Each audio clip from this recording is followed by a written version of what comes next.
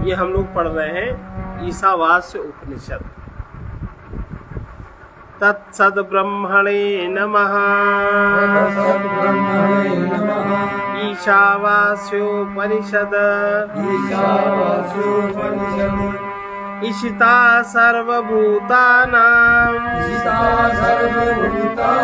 सर्वभूतमयश्च यः ईशावास्येन सम्बोध्यम् ईश्वरं तं नमाम्यहम्। शांति पाठ इसका है। ओम पूर्णमदः पूर्णमिदम् पूर्णात् पूर्णमुदच्यते पूर्णस्य पूर्णमादाय पूर्णमेवावशिष्यते। ओम शांति शांति शांति। ओम वो परब्रह्म पूर्ण है और यह कार्य ब्रह्म भी पूर्ण है। कार्य माने जगत, क्योंकि पूर्ण से पूर्ण की ही उत्पत्ति होती है तथा प्रलय काल में पूर्ण कार्य ब्रह्म का पूर्णत्व लेकर अपने में लीन करके पूर्ण पर ब्रह्म ही बच जाता है। 3 प्रकार के तापों की शांति हो।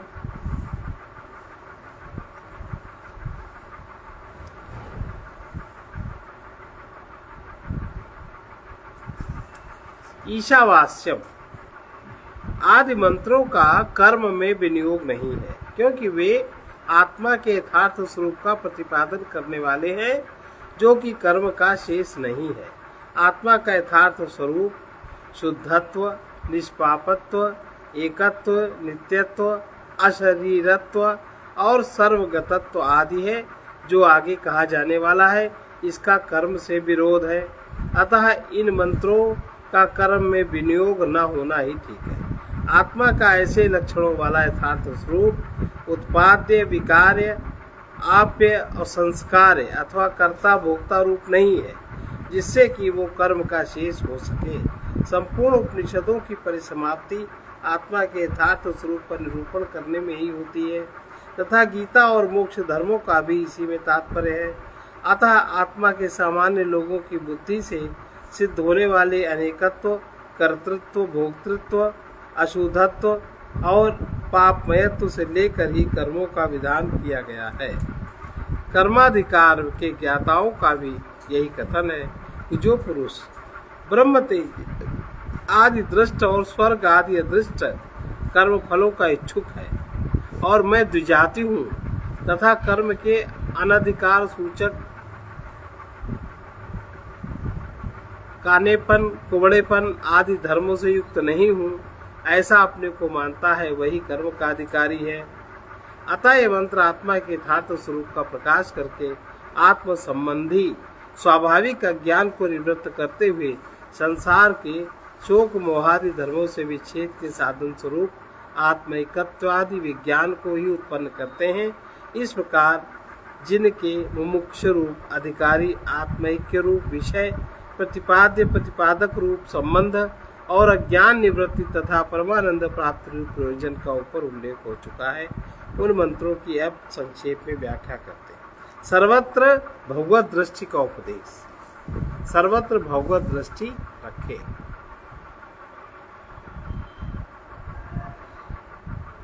ओम ईशावास्यमिदं सर्वं यत्किंच जगत्यां जगत् तेन त्यक्तेन भुञ्जीथा मा गृधा कस्य स्वेद्धनं। जगत में जो कुछ स्थावर जंगम संसार है वो सब ईश्वर के द्वारा आच्छादनीय है।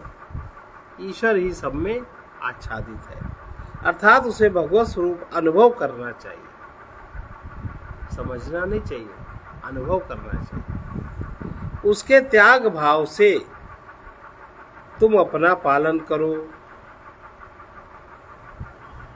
अपना न मानो, उसके त्याग भाव से अपना पालन करो, किसी के धन की इच्छा न करो। ईशन माने शासन करे, उसे ईट कहते हैं। उसका तृतीयांत रूप होगा ईशा। सबका ईशन करने वाला परमेश्वर परमात्मा है। वही सब जीवों का आत्मा होकर अंतर्यामी रूप से सबका ईशन करता है। उस अपने स्वरूप भूत आत्मा ईश से सब वास से आच्छादन करने योग्य है। क्या आच्छादन करने योग्य है? ये सब जो कुछ जगती अर्थात पृथ्वी में स्थावर जंगम प्राणी वर्ग है, वो सब अपने आत्मा ईश्वर से अंतर्यामी रूप से यह सब कुछ मैं ही हूँ ऐसा जानकर अपने परमार्थ सत्य स्वरूप परमात्मा से ये संपूर्ण मिथ्या रूप चराचर आच्छादन करने योग्य।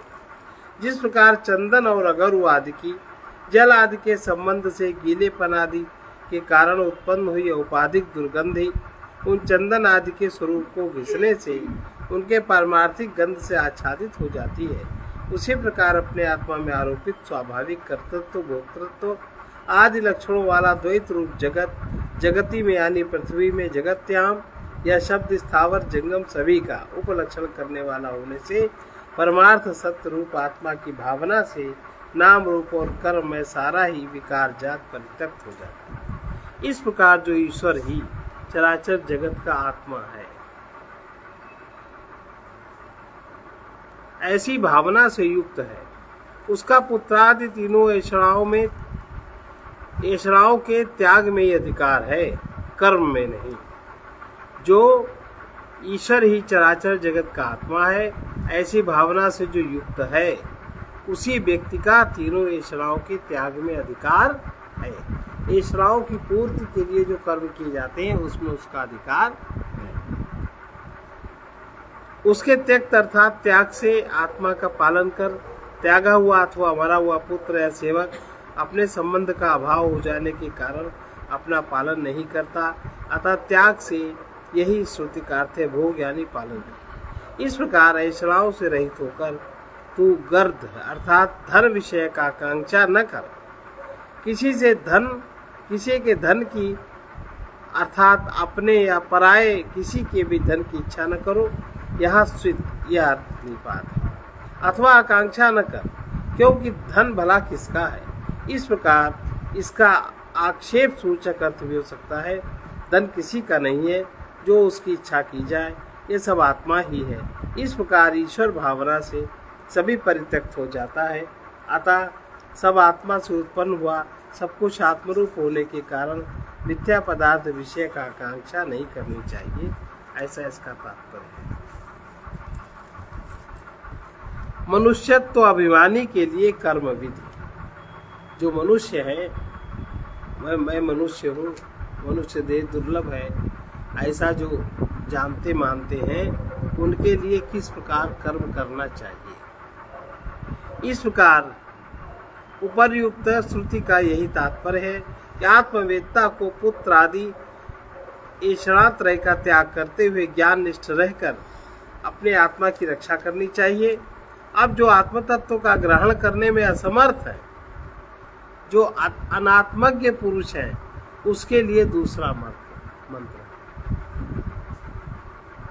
जो आत्मज्ञानी नहीं है, आत्मज्ञानी नहीं होना चाहते, उनकी उतनी योग्यता नहीं है, ऐषणाओं का जो त्याग नहीं कर सकते, उनके लिए जिनके लिए भोग अभीष्ट है, तो वो लोग कैसे करें।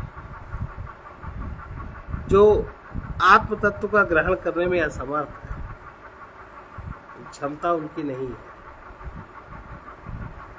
अनात्मज्ञ पुरुष है, उसके लिए दूसरा मंत्र। कुर्वन्ने वेह कर्माणि जिजीविषेक्षत गम समाज जिजीविषेक्षत गम समाज एवं त्वयि नान्यथे दोस्ति एवं त्वयि नान्यथे दोस्ति न कर्म लिप्यते नरे न कर्म लिप्यते नरे। इस लोक में कर्म करते हुए 100 वर्ष तक जीने की इच्छा करे, जो आत्मग्रहण में असमर्थ है, इनकी बुद्धि तीक्ष्ण नहीं है, वो इस लोक में कर्म करते हुए 100 वर्ष जीने की इच्छा करे। इस प्रकार मनुष्यत्व का अभिमान रखने वाले तुम्हारे लिए इसके सिवा और कोई मार्ग है ही नहीं जिससे तुम्हें अशुभ कर्म का लेप न हो।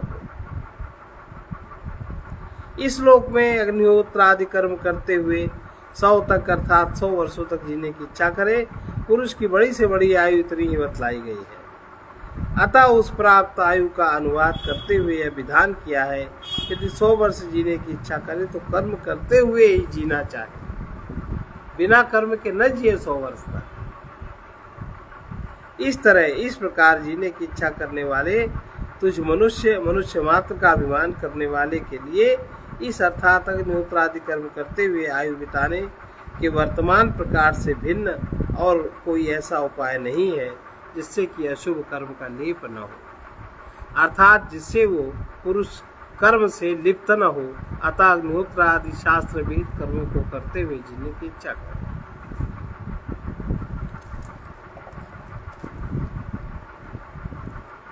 अब पूछ रहा है कोई, ये कैसे जाना गया कि पूर्व मंत्र से सन्यासी की ज्ञान निष्ठा का तथा द्वितीय मंत्र से सन्यास में असमर्थ पुरुष की कर्म निष्ठा का वर्णन किया गया? उसका उत्तर है कि कहते हैं, क्या तुम्हें स्मरण नहीं जैसा पहले कहा जा चुका है, ज्ञान और कर्म का विरोध पर्वत के समान अविचल है। यहाँ भी जो जीने की इच्छा करे वो कर्म करते हुए जीना चाहे तथा ये सब ईश्वर से आच्छादन करने योग्य है, उस चराचर जगत के त्याग द्वारा आत्मा की रक्षा करे। त्याग द्वारा, जगत के त्याग द्वारा, अहमन्यता के त्याग द्वारा आत्मा की रक्षा करते हुए ये इत्यादि वाक्यों से सन्यासी और निष्ठाओं का भेद ही निरूपण किया गया तथा जीवन या मरण का लोभ न करे, वन को जाए, यही वेद की मर्यादा है, फिर वहाँ से घर न लौटे। इस वाक्य से भी ज्ञान निष्ठा के लिए सन्यास का विधान किया गया है। आगे दोनों निष्ठाओं के फल का भेद भी बताते हैं। ये दोनों ही मार्ग सच के आरंभ से परंपरागत है। इनमें पहले कर्म मार्ग है और पीछे सन्यास रूप निवृत्ति मार्ग से तीनों ऐश्वर्यों का त्याग किया जाता है। इन दोनों में सन्यास मार्ग ही उत्कृष्ट प्राप्त करता है। तैत्तिरीय श्रुति में भी कहा गया है, सन्यास ही उत्कृष्टता को प्राप्त हुआ। वेदाचार्य भगवान व्यास ने भी बहुत सोच विचार कर अपने पुत्र से यह निश्चित बात कही है, जिसमें वेद प्रतिष्ठित है। ऐसे दो ही मार्ग हैं, एक तो प्रवृत्ति लक्षण धर्म मार्ग और दूसरा अच्छी तरह भावना किया हुआ निवृत्ति मार्ग। इन दोनों का विभाग आगे बताएंगे। अब अज्ञानी की निंदा, ये तो दोनों मार्ग बताए इन्होंने। जो अज्ञानी लोग हैं, जो अंधे लोग हैं बुद्धि से विचार से, उनका क्या हश्र होता है अज्ञानी की निंदा करना। अज्ञानी की निंदा करने के लिए तीसरा मंत्र आरंभ करते हैं। असूर्या नाम ते लोका अंधेन तमसावृताः तांस्ते प्रेत्याभिगच्छन्ति ये के चात्मनो जनाः वे असुर संबंधी लोग, असूर्या नाम ते लोका, असुरों के लोग, असुर संबंधी लोग आत्मा के अदर्शन रूप ज्ञान से आच्छादित हैं। जहाँ आत्मा का ज्ञान, आत्मा की चर्चा, आत्मा का कुछ नहीं, आत्मा को जहाँ कोई मानता ही नहीं। केवल किसी भी प्रकार से हम धन कमाएं, धन से अपने शरीर का पालन करें, अपने परिवार का पालन करें और धन संग्रह करते करते ही हमारा शरीर चला जाए। उनको ना समाज से मतलब है, न परिवार से मतलब है, न कुटुंब से मतलब है, न देश से मतलब है, न राष्ट्र से। ऐसे लोग, असुर संबंधी लोग आत्मा के दर्शन रूप ज्ञान से आच्छादित हैं। वहाँ आत्मा का दर्शन, आत्मा का विचार कुछ नहीं होता। ये तो हम लोग के सामने ही है। हम लोग जिस दुनिया में जीते हैं तो आत्मा का दर्शन ही है। जो कोई भी आत्मा का हनन करने वाले लोग हैं, जो कोई भी आत्मा को ना जानने वाले लोग हैं, वे मरने के अनंतर उन्हें प्राप्त होते हैं। मरने के बाद उन लोगों में वो जाते हैं।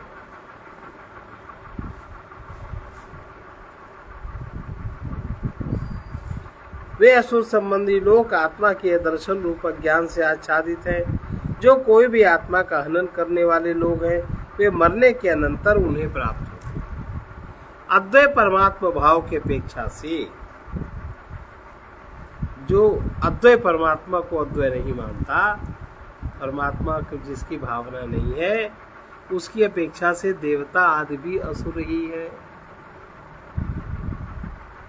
उनके संपत्ति स्वरूप लोग, जो देवताओं को जो सुख वैभव नहीं कहते इतना प्राप्त होगा इतना प्राप्त होगा, स्वर्ग आदि, ये सब असुर है। कहाँ वहां परमात्मा की चर्चा, कहाँ वहां आत्मा संबंधी ज्ञान, भोग है। जैसे इस सामान्य जगत में एक सामान्य प्राणी केवल भोग में, क्या जहाँ उसको स्त्री से संसर्ग हुआ, जहाँ उसके बच्चे हुए, वहाँ वो बच्चे के अलावा अपने माता पिता भाई बहन हर एक का कर्तव्य भूल जाता है और उस कर्तव्य को दिखाने के लिए संबंधित व्यक्ति से उंगली उठाता है।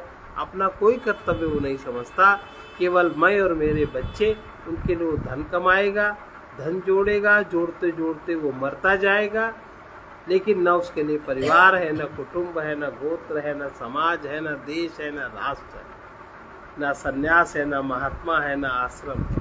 उन व्यक्तियों के लिए कुछ नहीं होता। देख लो मध्यम वर्गीय जो पढ़े लिखे लोग हैं, बाबू लोग जिनको कहते हैं, वो चाहे अफसर हो, लाख लाख रुपया पेंशन मिलती है, क्या करते हैं उसका? लड़का भी पेंशन कमाता है, बहू भी कमाती है, और वो भी उन्हीं को जोड़ते हैं। ये सब असुरे लोग में जाएंगे, कहाँ जाएंगे? वो नहीं मानते परमात्मा को। और हैं जब उनके यहाँ जाओ तो 20 ब्राह्मण, अपने को ब्राह्मण कहते हो, ब्राह्मण संबंधी कोई आचरण ही नहीं। ये असुरे हैं। तो कह रहे हैं कि अद्वैत परमात्मा भाव की अपेक्षा से देवता आदि भी असुरे हैं। उनके संपत्ति स्वरूप लोक असुरे हैं। नाम शब्द अर्थहीन निपात है, जिनमें कर्म फलों का लोकन, जिनके लोकों में कर्म फलों का दर्शन होता है, वे लोग अर्थात योनिया अंध अदर्शनात्मकतम यानी अज्ञान से आच्छादित है। वो मनुष्य योनि भी अज्ञान से आच्छादित है। वे इस शरीर को छोड़कर अपने कर्म और ज्ञान के अनुसार ब्रह्मा से लेकर स्थावर पर्यंत योनियों में जाते हैं। जो कोई आत्मा का घात नाश करता है, अर्थात जो आत्मा को जानने का कोशिश नहीं करता, जो आत्मा को अहंकार के नीचे दबा के काम करता है, अहंकार के नीचे जो आत्मा को दबाए रखता है, जो हूँ सो मैं हूँ, जो कोई आत्मा का घात नाश करते हैं, वे आत्मघाती हैं। वे लोग कौन हैं? जो अज्ञानी हैं। वे सर्वदा अपने आत्मा को किस प्रकार हिंसा करते हैं? अविद्या रूप दोष के कारण अपने नित्य सिद्ध आत्मा का तिरस्कार करने से अज्ञानी जीवों की दृष्टि में नित्य विद्यमान आत्मा का अजर अमरत्व आदि ज्ञान रूप कार्य यानी फल मरे हुए के समान तिरोभूत करते हैं। इसलिए प्राकृत अज्ञानी जन आत्मघाती हैं। पढ़े लिखे जो अज्ञानी जन हैं, वे अपनी आत्मा के घातक हैं, आत्मघाती हैं। वो इस आत्मघात रूप दोष के कारण ही वे बार बार जन्म मरण करते हैं। आत्मा का स्वरूप क्या है? ये तो बड़ा जोरदार श्लोक है, अभी जो पढ़ा हम लोगों ने है। ऐसा जो बोलते ही लोग बोलते हैं, खैर जिनको जो समझ है वो लोग तो बोलते हैं। आत्मा का स्वरूप क्या है? भाई आत्मा का घात बताया, अज्ञानी है जो। अब आत्मा का स्वरूप क्या है? कैसे हम जानेंगे? हम आत्मा का उच्छेद कैसे करेंगे अपने शरीर में, उसको बता रहे हैं। जिस आत्मा का हनन करने से अज्ञानी लोग जन्म मरण रूप संसार को प्राप्त होते हैं, आत्मा का हनन क्या है? उसके विपरीत ज्ञानी लोग मुक्त हो जाते हैं, वे आत्मघाती नहीं होते। वो आत्मतत्व कैसा है उसको बता रहे हैं। अनेज देकम मनसो जवियो, अनेज देकम मनसो जवियो, नैन देवा आपनुवन पूर्वमर्शत, नैन देवाप्नुवन पूर्वमर्षत् तद्धावतोऽन्यान्नत्तेति तिष्ठ तद्धावतोऽन्यान्नत्तेति तिष्ठत् तस्मिन् तपो मातरिश्वा दधाति तस्मिन् तपो मातरिश्वा दधाति। वो आत्म तत्व क्या है? वो आत्म तत्व अपने स्वरूप से विचलित ना होने वाला, वो कभी भी जो आत्म तत्व है वो कभी इधर उधर दाएं बाएं नहीं होता, तथा एक तथा मन से भी तीव्र गति वाला। हम लोग मन की ही गति जानते हैं, उससे भी तीव्र गति वाला। इसे इंद्रियां प्राप्त नहीं कर सकती, क्योंकि यह उन सबसे पहले आगे गया हुआ विद्यमान है। वो स्थिर होने पर भी अन्य सब गतिशीलों को अतिक्रमण कर जाता है। उसके रहते हुए ही अर्थात उसकी सत्ता में ही वायु समस्त प्राणियों के प्रवृत्ति रूप कर्मों का विभाग करता है। जो चलने वाला न हो उसे अनेजत कहते हैं। एज कंपने।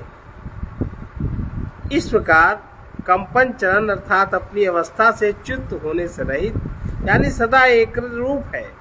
वो एक ही सब प्राणियों में वर्तमान है तथा संकल्प आदि रूप मन से भी जभी अधिक वेगवान है।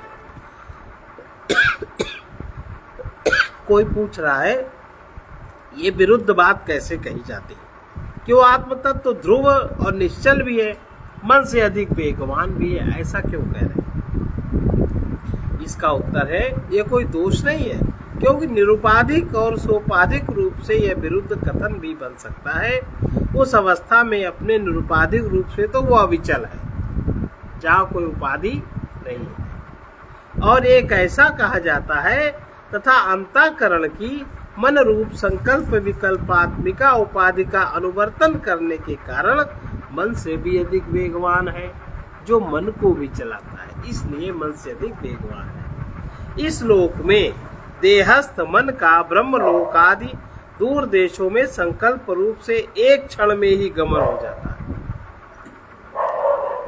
अतः मन का अत्यंत वेगवत तो लोक में प्रसिद्ध है, किंतु उस मन से ब्रह्मलोक आदि में बड़ी शीघ्रता से पहुंचने पर वहां आत्म चैतन्य का अवभास पहले से ही पहुंचा हुआ सा अनुभव किया जाता है।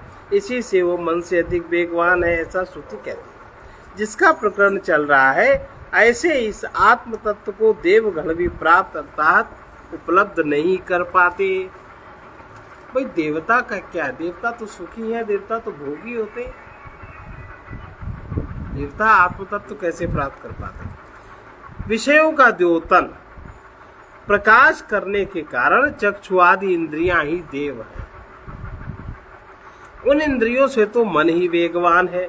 अतः आत्मा तथा इंद्रियों के बीच में मनोव्यापार का व्यवधान रहने के कारण आत्मा का तो आभास मात्र भी इंद्रियों का विषय नहीं होता, क्योंकि आकाश के समान व्यापक होने के कारण वो वेगवान मन से भी पहले गया हुआ है। वो सर्वव्यापी आत्म तत्व अपने निरुपाधिक स्वरूप से संपूर्ण संसार धर्मों से रहित तथा अविक्रिय होकर ही उपाधिकृत संपूर्ण सांसारिक विकारों को अनुभव करता है।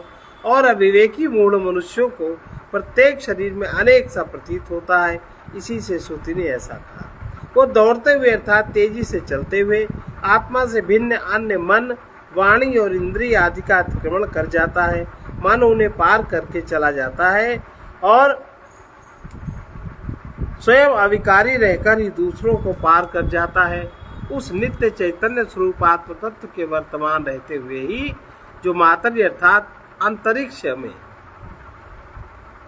संचार गमन करता है, वो मातरी शिवा वायु जो समस्त प्राणियों का पोषक और क्रिया रूप है, जिसके अधीन ये सारे शरीर और इंद्रिय हैं तथा जिसमें ये सब ओतप्रोत हैं, और जो सूत्र संज्ञक तत्व निखिल जगत का विधाता है, वो मातरी शिवा अप अर्थात प्राणियों के चेष्टा रूप कर्म यानी अग्नि, सूर्य, मेघ आदि के ज्वलन, दहन, प्रकाशन एवं वर्षा आदि कर्म विभक्त करता है, ऐसा इसका भावार्थ है।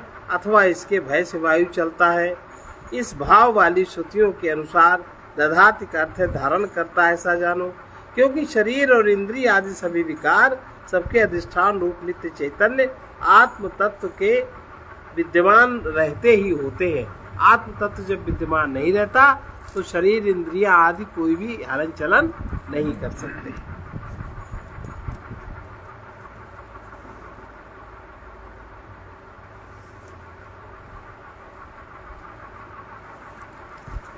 ये वाला फिर देखो, बढ़िया बात बताई। तदे जति तन्नई जति तत्तूरे तद्वन्तिके तत्तूरे तद्वन्तिके तदन्तरस्य सर्वस्य तदु सर्वस्यास्य बाह्यतः तदु सर्वस्यास्य बाह्यतः। वो आत्म तत्व चलता है और नहीं भी चलता है, वो दूर है और समीप भी है, वो सबके अंतर्गत है और वही सबके बाहर भी है। जिसका प्रकरण है वो आत्म तत्व एजन करता चलता है, वही स्वयं नहीं भी चलता, स्वयं अचल रहकर भी चलता हुआ सा जान पड़ता है।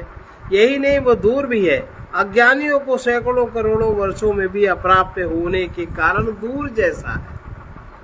जो इस विषय को नहीं जानता, जो नहीं समझता, जो नहीं सुनता, उसके लिए तो करोड़ों वर्षों में भी वो कभी भी पास नहीं आ सकता।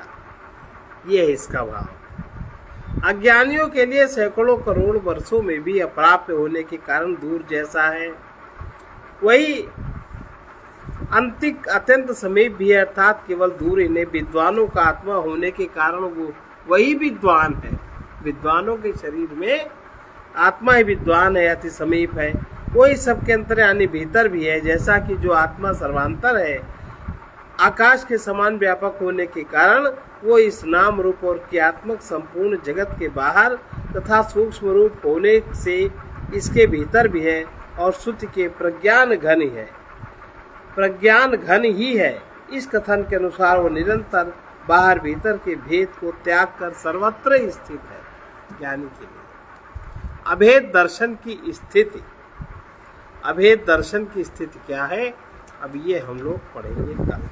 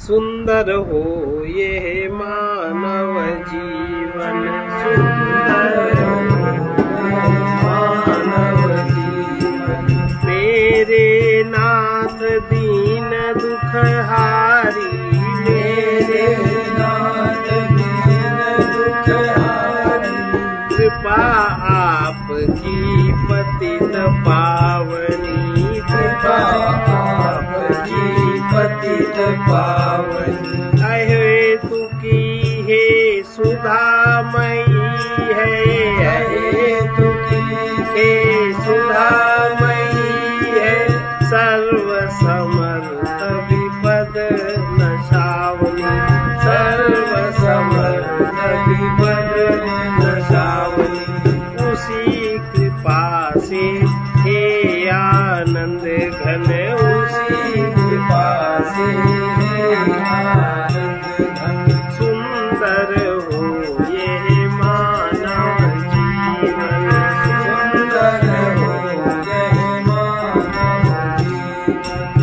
दुखी दशा में सावधान कर, सुखी दशा में सावधान कर, हम सबको सेवा का बल दो, हम सबको सेवा का बल दो। दुखी दशा में त्याग कर सके, दुखी दशा में त्याग कर सके, वही शक्ति दो निर्मल मति दो, वही शक्ति दो निर्मल मति दो। लगा रहे तुम में चंचल मन, लगा रहे तुम में चंचल मन, सुंदर हो ये मानव जीवन, सुंदर हो ये मानव जीवन। जिससे हम सुख दुख बंधन से, जिससे हम सुख दुख बंधन से, इस जीवन में मुक्त हो सके, इस जीवन में मुक्त हो सके। सत स्वरूप का अनुभव करके, सत स्वरूप का अनुभव करके, शूद्र देह अभिमान खो सके, शूद्र देह अभिमान खो सके। कहीं न रह जाए अपनापन, कहीं न रह जाए अपनापन, सुंदर हो ये मानव जीवन, सुंदर हो ये मानव जीवन। प्रभु आपके परम प्रेम का, प्रभु आपके परम प्रेम का, नित्य मधुर आस्वादन करके, नित्य मधुर आस्वादन करके, परम तृप्त कृत कृत्य हो सके, परम तृप्त कृत कृत्य हो सके।